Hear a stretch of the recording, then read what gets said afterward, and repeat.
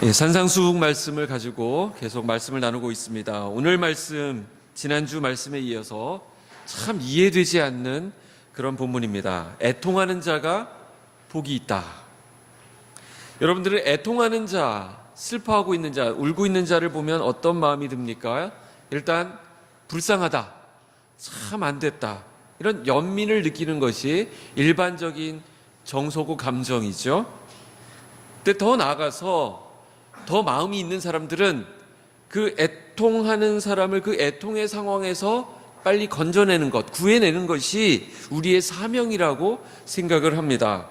이런 생각은 다 전제가 있는 것이죠. 어쨌든 애통하고 있는 것은 안 좋은 것이다, 애통은 안 되는 것이다 라는 것을 전제하는 태도일 것입니다. 그런데 예수님 오늘 뭐라고 얘기하냐면 애통하는 자는 복이 있다, 이렇게 말씀하십니다. 이게 무슨 말씀일까요? 오늘 우리가 정리해야 될 부분이 바로 이것입니다. 우리가 지난 시간에 살펴봤던 말씀 간단하게 리뷰를 하면 심령이 가난한 자가 복이 있다고 그랬죠. 가난이 복이다. 정말 이해가 되지 않는 말입니다.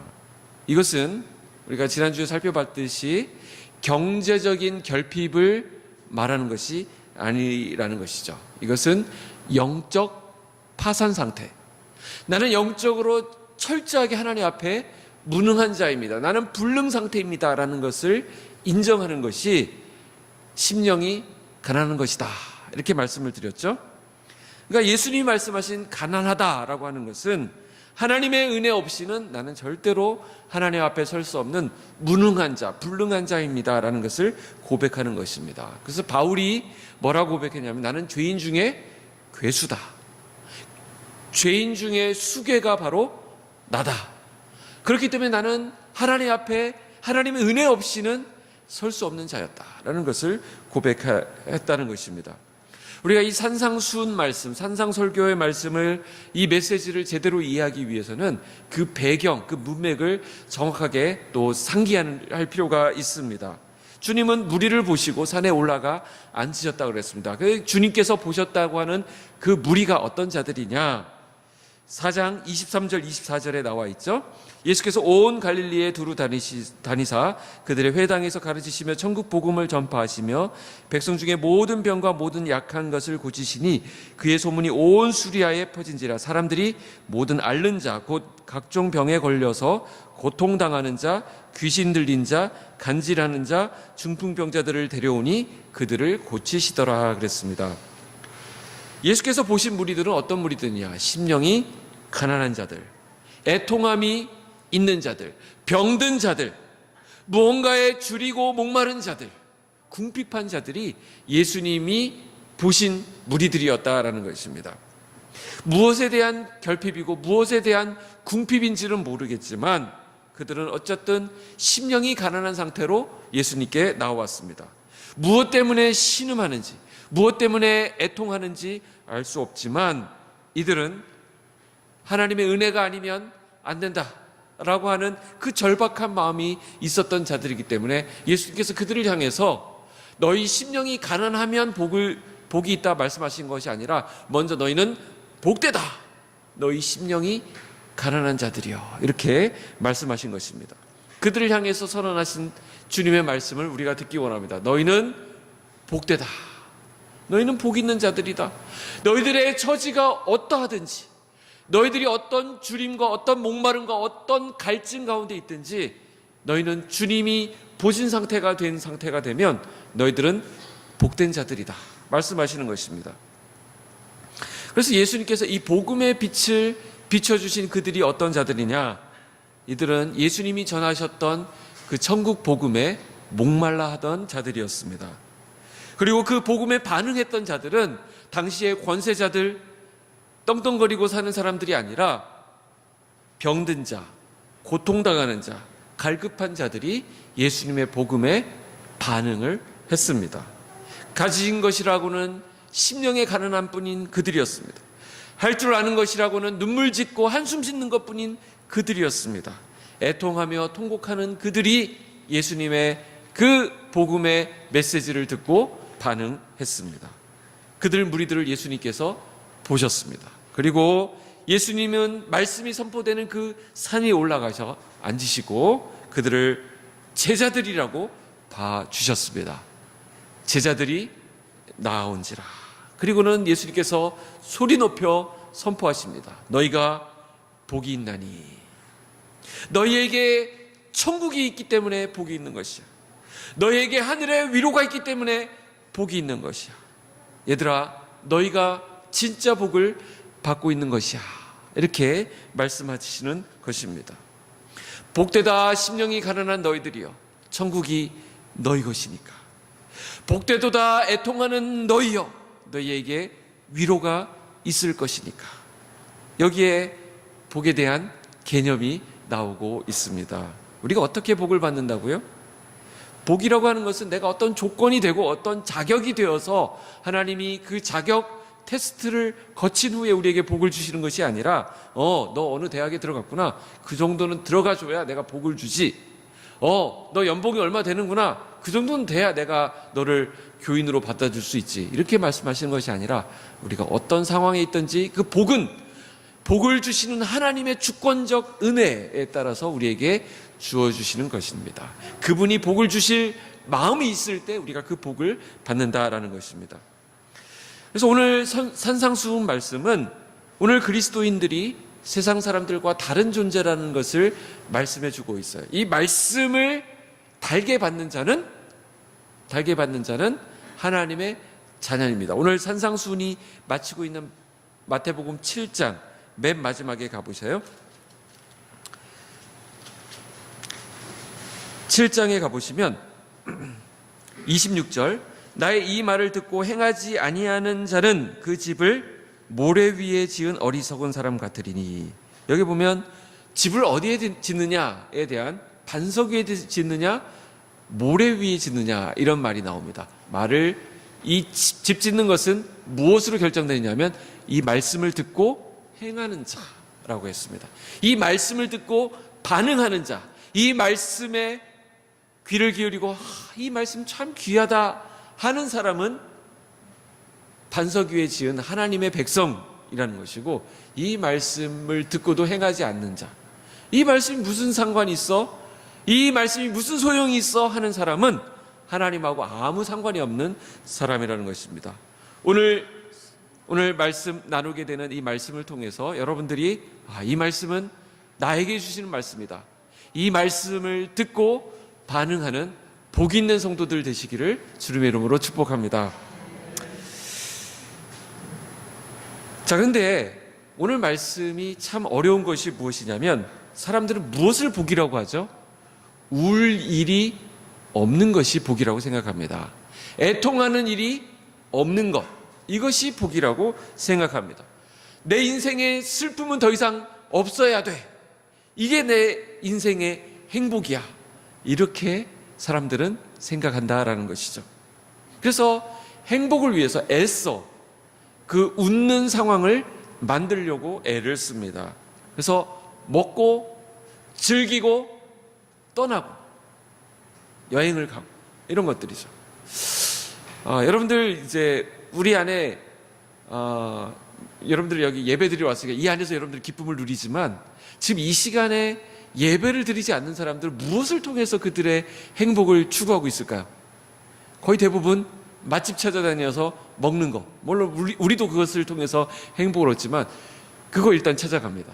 두 번째, 어디를 즐길 수 있는 것을 떠납니다. 자기 취미 생활을 합니다. 열심히 운동하시는 분도 있고 열심히 동호회 모임 하시는 분들도 있고 뭐 그렇습니다. 세 번째, 여행 가는 걸 할 수도 있습니다. 여행을 막 떠나가죠. 근데 그것도 계속 이어지는 기쁨이 아니에요.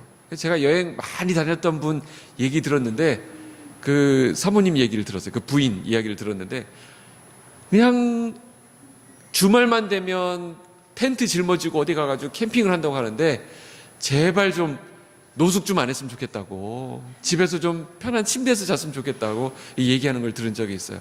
캠핑 가는 것도 한두 번이지 그거 영원한 기쁨이 될 수 없습니다.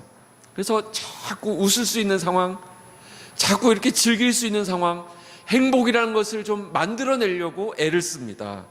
하지만 예수님 오늘 말씀에서 뭐가 복되다 말씀하시냐면 애통하는 자가 복이 있다 말씀하십니다. 그런데 여기서 우리가 애통에 대해서 좀 생각해 볼 필요가 있습니다. 예수님이 말씀하시는 애통은 성격적으로 습관적으로 잘 우는 것을 말하지 않습니다. 그냥 드라마 보고도 끄떡하면 펑펑 잘 우는 사람 있죠. 저도 요즘 어떻게 된 게 조금만 슬픈 장면이 나오면 옛날에는 이제 그걸 잘 참았는데 요즘은 뭐 꺼이꺼이 울고 있더라고요, 제가. 네. 그런 것을 애통이라고 하지 않습니다. 습관적으로 잘 우는 사람들이 있어요. 그게 아닙니다. 또 자기 연민에 빠져서 이렇게 잘 우는 사람들이 있어요. 또 종교적인 거칠애로 우는 사람이 있습니다. 이렇게 뭐 수련회나 이런 걸 가보면 기도회 시간에 이렇게 보면 그냥 아예 이 기도의 톤이 우는 톤인 사람이 있어요. 아, 맞아. 하면서 이렇게 우는 톤이 있어요. 그걸 애통이라고 말하는 게 아닙니다. 그건 그 사람의 성향이고 기도 스타일이지 그것을 애통이다 이렇게 말하지 않습니다. 자신의 처지나 어떤 이해 타산에서 오는 어떤 것을 가지고 우는 것을 애통이라고 말하지 않습니다. 여기서 예수님이 말씀하신 애통이라고 하는 것은 죄와 관련된 애통입니다. 죄를 보면서 느끼는 슬픔, 죄를 느끼면서 가지게 되는 그 깊은 탄식, 이것을 애통이다 말씀하고 있는 것입니다. 자, 애통이 뭐라고요? 죄를 슬퍼하는 마음입니다. 하나님을 바로 아는 사람은 이 죄에 대한 몸서리를 치게 되어 있습니다. 이 죄라는 것이 얼마나 끔찍한 것인지, 이 죄 때문에 우리가 하나님으로부터 그렇게 진노의 대상이 되게 되었는지를 절감하게 되는 것입니다. 그래서 하나님을 알면 알수록 죄에 대한 인식이 생깁니다. 하나님이 이 죄를 얼마나 혐오하시고 얼마나 증오하시는지 그 하나님의 마음을 느끼게 되는 것입니다. 그걸 아는 사람이 하나님을 안다 이렇게 말합니다. 거기서 애통이 나오는 거예요. 야고보서 4장 8절 9절 제가 읽어드릴게요. 하나님을 가까이 하라. 그리하면 너희를 가까이 하시리라. 죄인들아 손을 깨끗이 하라. 슬퍼하며 애통하며 울지어다. 너희 웃음을 애통으로 너희 즐거움을 근심으로 바꿀지어다 그랬습니다. 하나님 앞에 서게 되면 자신의 본 모습을 보게 되고 또 그 본성 가운데 있는 그 죄 때문에 슬퍼하고 애통하게 됩니다. 그래서 참 그리스도인들은 자신의 죄를 보고 슬퍼하는데 그치지 않고 다른 사람의 죄를 보면서도 슬퍼하며 애통하게 되는 것입니다. 이 시대와 이 사회의 애통, 이 사회의 죄악된 모습들, 구조적인 악을 보면서도 애통하는 마음이 생기게 되는 것입니다. 부정부패와 음란과 거짓과 학대와 살상의 현장을 바라보면서 나 몰라라 하는 것이 아니라 이 죄가 있는 곳에 나타나는 이 죄의 결과에 대해서도 우리가 애통하게 되는 것입니다. 어떤 사람들은 그것을 혐오스럽게 바라보고 아주 그냥 그것을 비판하고 이렇게는 하지만 거기서 그치는 경우가 있어요. 우리 그리스도인들은 그 죄로 인해서 나타나는 현상들을 바라보면서 혐오하고 증오하고 비판하고 거기에 그치는 것이 아니라 어디까지 나아가야 된다고요? 애통하는 자리에까지 나아가게 된다라는 것입니다. 오늘 애통하는 자는 복이 있나니 하실 때 이 애통, 조금 전에 말씀드렸듯이 첫 번째 애통은 죄에 대해서 슬퍼하는 마음이 애통이라고 했고, 두 번째 죄의 비참한 결과에 대해서 슬퍼하는 것이 바로 애통입니다. 예수님이 그런 분이셨죠. 자기가 사랑했던 나사로가 죽었을 때 그 가족들과 유대인들이 울었습니다. 거기서 막 곡을 하고 울었습니다. 그 우는 것을 보시고 예수님께서 마음에 비통히 여기셨다 이렇게 말씀하고 있어요. 그러면서 예수님께서 마음에 비통히 여기사 우셨다. 예수님이 우셨어요. 예수님이 왜 우셨을까요? 이 죄의 결과로 인간이 당하게 된, 인간에게 닥치게 된 죽음과 이 고통을 생각하시면서 예수님께서 비통해 하시고 애통하셨던 것입니다. 또 예수님께서 나중에 보면 또 우시는 장면이 나오는데 예루살렘을 바라보시면서, 예루살렘 성전을 바라보면서 우시는 장면이 나옵니다.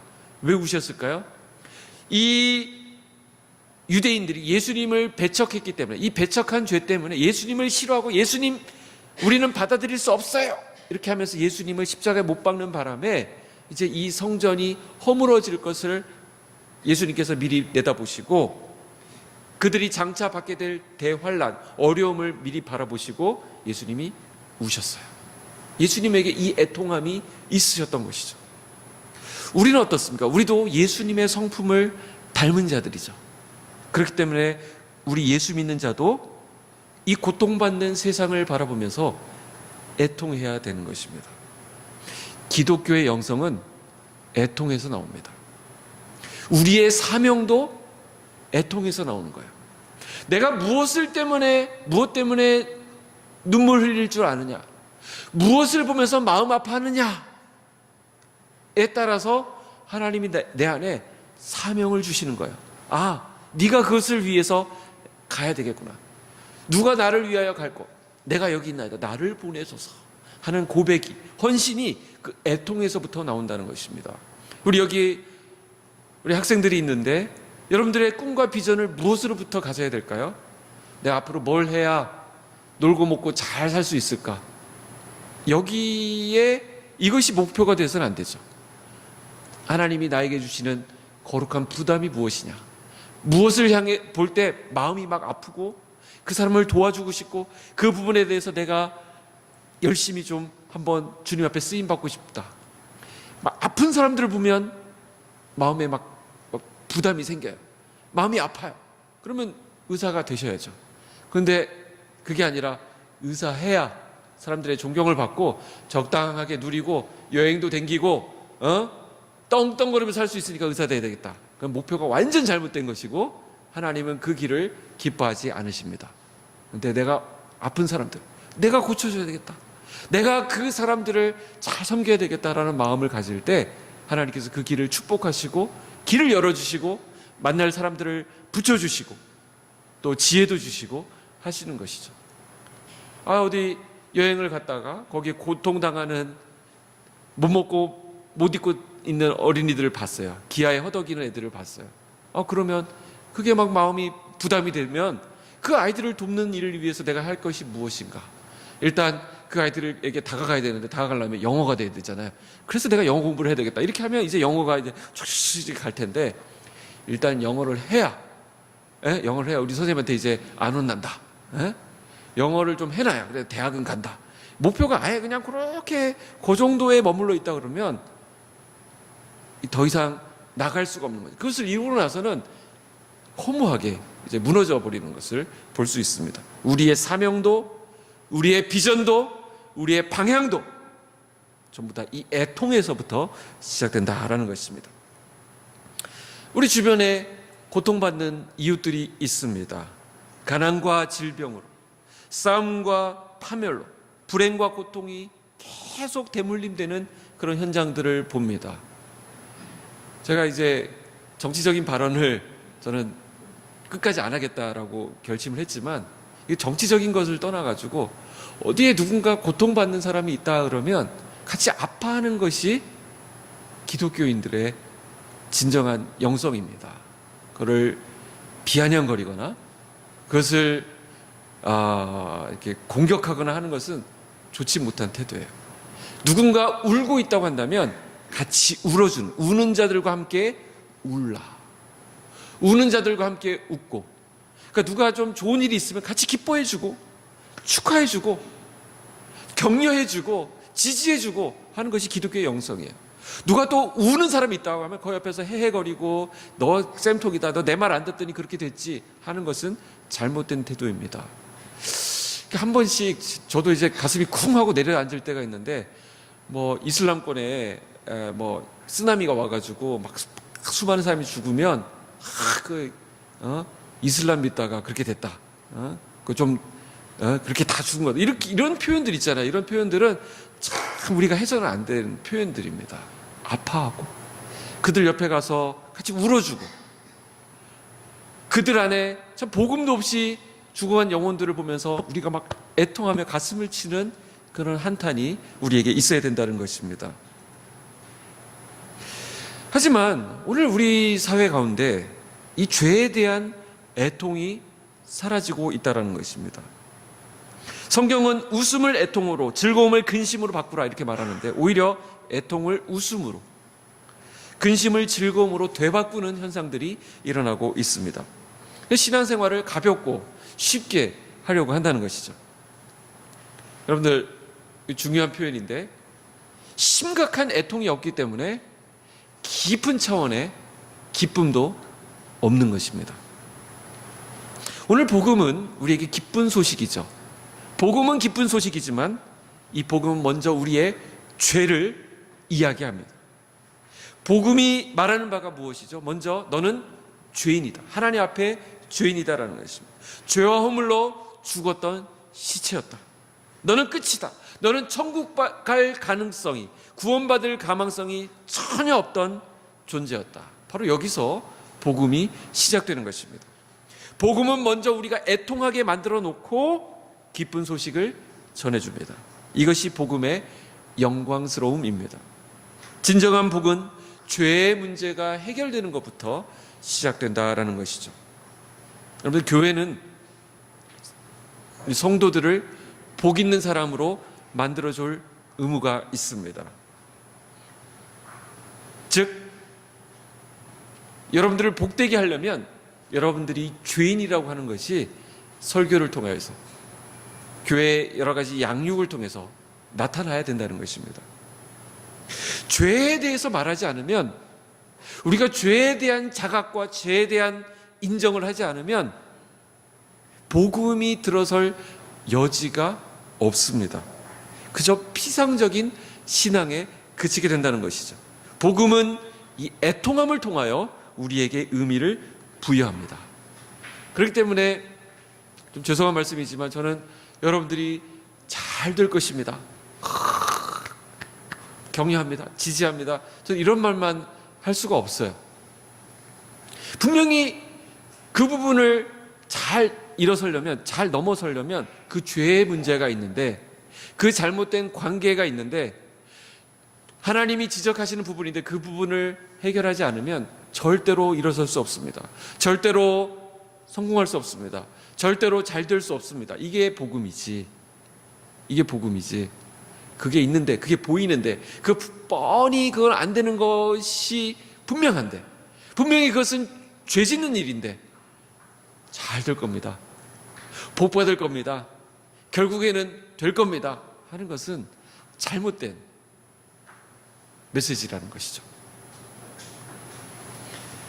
주님이 말씀하시는 바가 무엇이죠?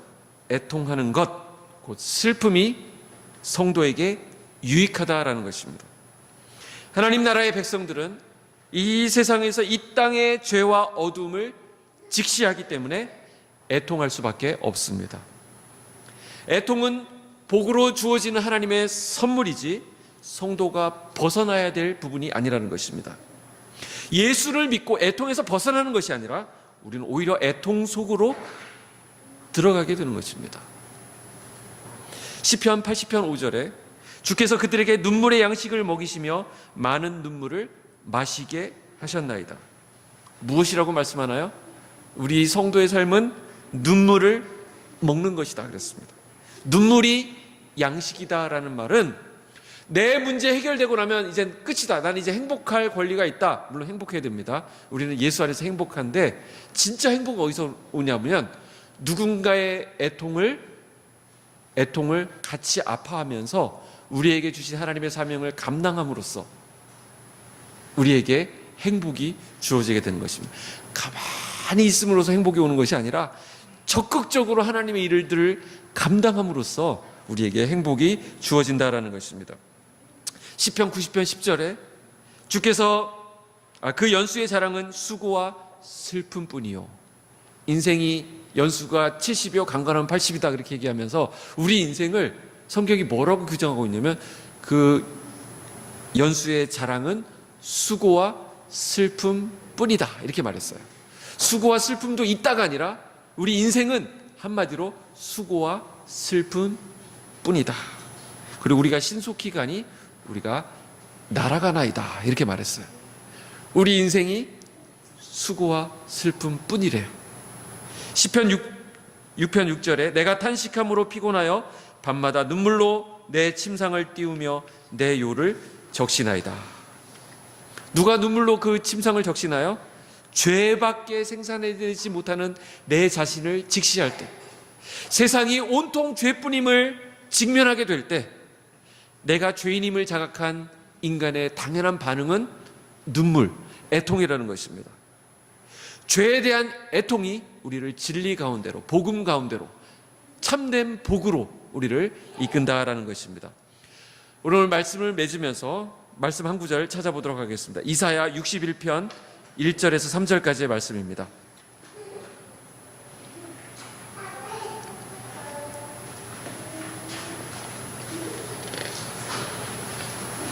이사야 61장 1절에서 3절까지 우리 다 같이 함께 읽도록 하겠습니다. 주 여호와의 영이 내게 내리셨으니 이는 여호와께서 내게 기름을 부으사 가난한 자에게 아름다운 소식을 전하게 하려 하심이라. 나를 보내사 마음이 상한 자를 고치며 포로된 자에게 자유를, 갇힌 자에게 노임을 선포하며 여호와의 은혜의 해와 우리 하나님의 보복의 날을 선포하여 모든 슬픈 자를 위로하되 무릇 시온에서 슬퍼하는 자에게 화관을 주어 그 죄를 대신하며 기쁨의 기름으로 그 슬픔을 대신하며 찬송의 옷으로 그 근심을 대신하시고 그들이 의의 나무 곧 하나님께서 심으신 그 영광을 나타낼지라 일컬음을 받게 하려 하심이라. 자, 여기에 보면 모든 슬픈 자를 위로하되 하면서 시온에서 슬퍼하는 자에게 그 슬픔을 대신하며 그 근심을 대신하시고, 슬픔, 근심, 이런 것들이, 이 애통은 현재형으로 계속 성도의 삶과 붙어 있다라고 말씀하고 있는 것입니다. 원어를 보니까 이 현재형은, 이 현재성은 계속 현재적으로 진행되고 있는 현재 진행형입니다. 어느 한순간에 이 슬픔이 왔다가 사라지는 것이 아니라 성도의 삶 가운데 계속 붙어 있는 애통, 죄를 보면서 우리가 하나님을 필요로 하는 차원이 어떤 차원입니까? 나에게 뭐가 더 필요해서가 아니라 내 죄의 문제를 해결해 주시는, 죄의 문제가 없어지게 될 때 하나님과의 관계가 온전히 회복될 수 있거든요. 그러니까 우리는 계속 죄의 부분에 대해서 민감할 수밖에 없는 것입니다. 애통함을 통해서 성도는 나의 자리를 확인하게 됩니다. 아, 나는 하나님의 은혜가 아니면 살 수 없는 자구나. 나는 하나님의 은혜를 빼고 나면 나는 흙에 불과하구나. 나는 아무것도 아니구나. 이런 의식, 자의식은 점점 우리 자신을 바라볼 때 더 애통으로 귀결되는 것이 맞습니다. 이것은 뭐냐면 우리가 점점 나쁜 사람이 된다는 것이 아니라 우리의 죄인됨이 더 확고해지고 주님을 더 의지하게 되고 주님을 더 신뢰하게 된다는 것을 의미합니다. 아, 하나님의 말씀이 맞구나. 내가 이제 좀 뭔가 된 줄로 알았고 이제 이 정도 신앙생활 했으면 이제는 어느 정도까지 이르렀다고 생각하는지 모르지만 하나님 앞에서는 나는 영락없는 죄인이구나. 나는 여전히 하나님의 은혜에 붙어 있어야 되는 존재이구나 라는 것을 생각하게 되는 것입니다. 이처럼 애통과 함께 이제는 위로가 함께 붙어 있습니다. 하나님은 우리의 삶 가운데 애통이 없다라고 말씀하시는 것이 아니라 슬픔이 없다는 것이 아니라 슬픔이 있는데 그 슬픔을 직시하는 자에게 하나님께서 위로를 함께 주신다라는 것입니다. 모든 슬픈 자를 위로하되 시온에서 슬퍼하는 자에게 화관을 주어 그 죄를 대신하며 기쁨의 기름으로 그 슬픔을 대신하며 찬송의 옷으로 그 근심을 대신하시고, 하나님은 슬픔을 느끼고 있는 자에게 위로라고 하는 것을 함께 주시기 때문에 우리는 슬픔으로만 끝나는 인생이 아니라 하나님 주시는 위로가 붙어 있어서 참된 행복, 참된 깊은 차원의 그 기쁨을 우리는 누리는 자들이라 이렇게 말씀하고 있는 것입니다. 그러니까 우리는 누군가의 슬픔을 바라보면서도 그냥 너 잘 될 거야. 너 이제 알았어. 내가 그렇게 알고 있을게 하고 끝내면 안 된다는 것입니다. 그 슬픔 당하는 자에게 그 진정한 위로가 되려면 그 슬픔을 당한 자의 자리까지 내려가야 된다는 것입니다. 애통을 보고 목격하고 바라본 자가 그 애통하는 자 곁에 있어줘야 된다는 것입니다. 그래서 하나님께서는 우리들을 사랑하시기 때문에 우리가 그렇게 쓰임받는 자로 서기 위해서 때로는 우리에게 고난을 허락하신다라는 것입니다. 참 가슴 아픈 일이지만 왜 성도에게 그런 일들이 일어나는가? 왜 하나님 그렇게 신실하게 믿는 자에게 그런 아픔이 생겼는가? 가만히 보면 하나님께서 그 사람이 말씀으로 그 가운데서 일어나는 것을 통해서 똑같은 어려움을 당하고 애통 가운데 있는 자 곁에 그 사람을 붙여주시기 위해서, 그 사람을 보내시기 위해서 그 일을 겪게 하시는 경우가 많습니다. 암으로 투병했던 분에게 누가 큰 위로가 될까요? 제가 가가지고 아이고 얼른 낫도록 기도하겠습니다.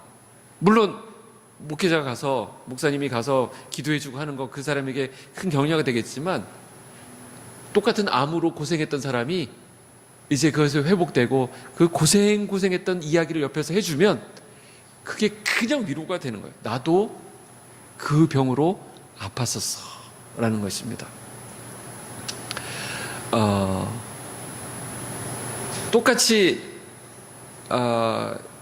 가서 위로할 수 있죠. 너 대학 떨어졌으니까 잘 될 거야. 재수하면 돼. 할지 모르지만 딴 사람이 하면 힘이 없어요. 제가 해야 힘이 있습니다. 제가 대학 떨어져 봤거든요.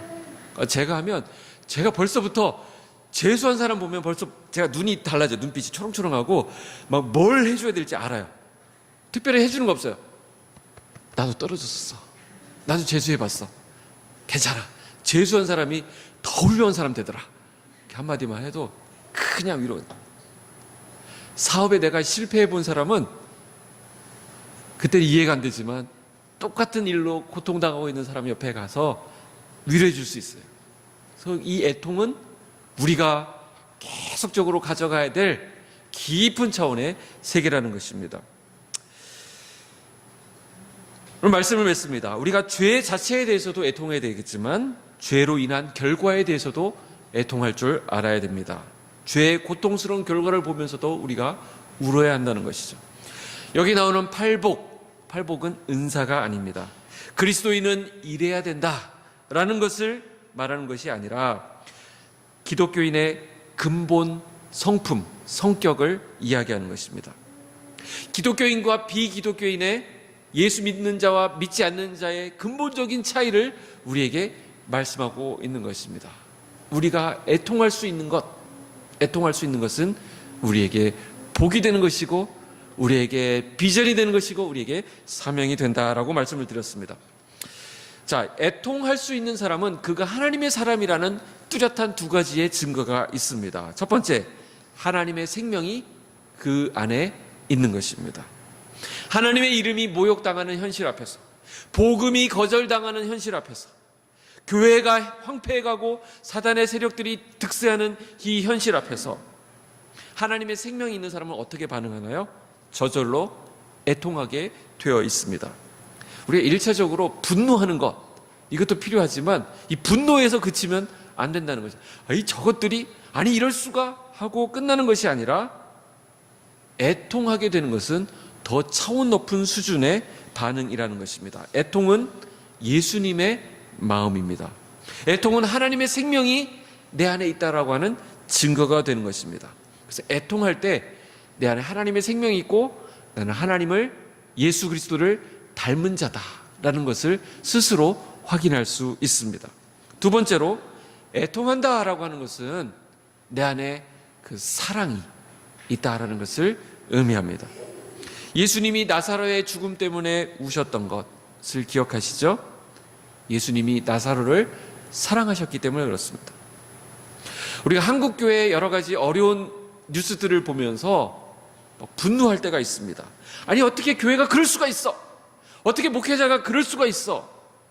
비난하고 정죄할 수 있지만 주님의 마음은 먼저 애통하는 것입니다. 하나님, 제가 교회를 위해서 기도하지 못했습니다.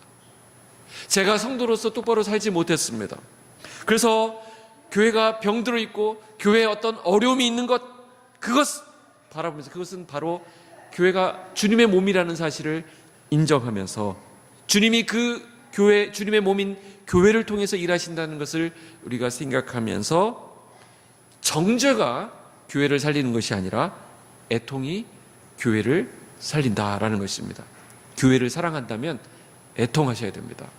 그래서 우리가 이제 우리 교회 개척교회이기 때문에 여러분들이 처음 이렇게 오시는 분들도 있지만 거의 대부분은 이미 다니시던 교회에 있으신데 개척교회 섬기고 신앙생활도 새롭게 하신다는 차원에서 여기 오셨잖아요.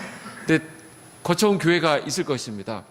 근데 그 교회 이제 그 교회는 어땠는데 이런 얘기가 이제는 더 이상 우리 입에서 안 나왔으면 좋겠습니다. 이 기도의 제목이 되었으면 좋겠어요. 오히려 애통하고 하나님, 그 교회를 통해서도 하나님 역사하여 주시옵소서. 그 교회도 부흥하게 해주시고 그 교회도 깨어있게 해주시고 그 교회도 우리 교회처럼 빛과 소금의 역할을 잘 감당하는 교회 되게 해주십시오. 우리가 축복하는 자리에 있기를 축원합니다.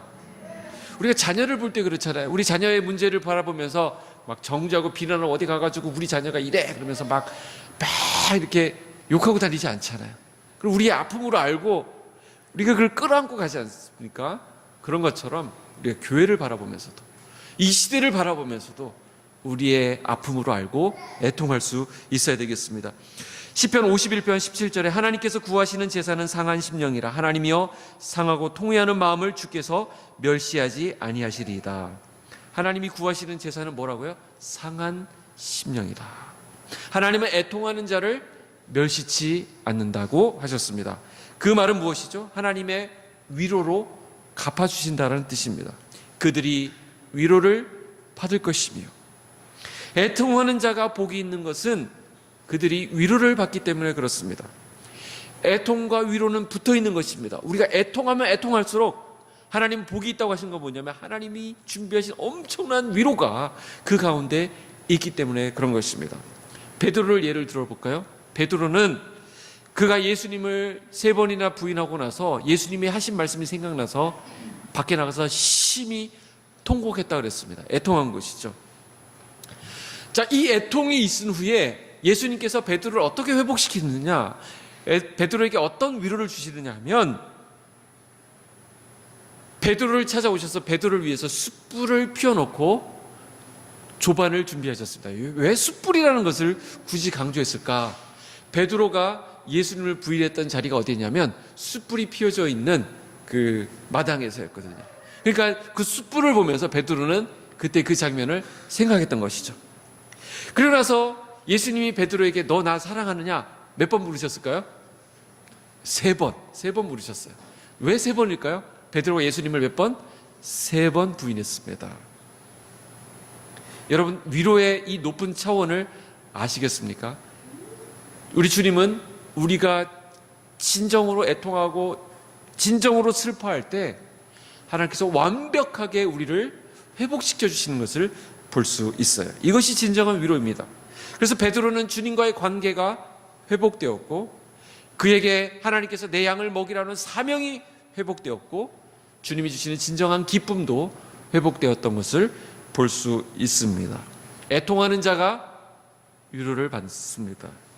죄가 제거되고 된 자리에 하나님께서 쏟아부어 주시는 위로의 자리가 있습니다. 그것이 은혜이죠. 은혜.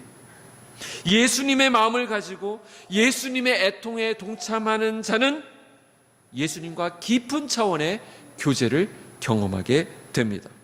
주님으로부터 오는 남모르는 그들이 알 수 없는 진정한 위로가 있습니다.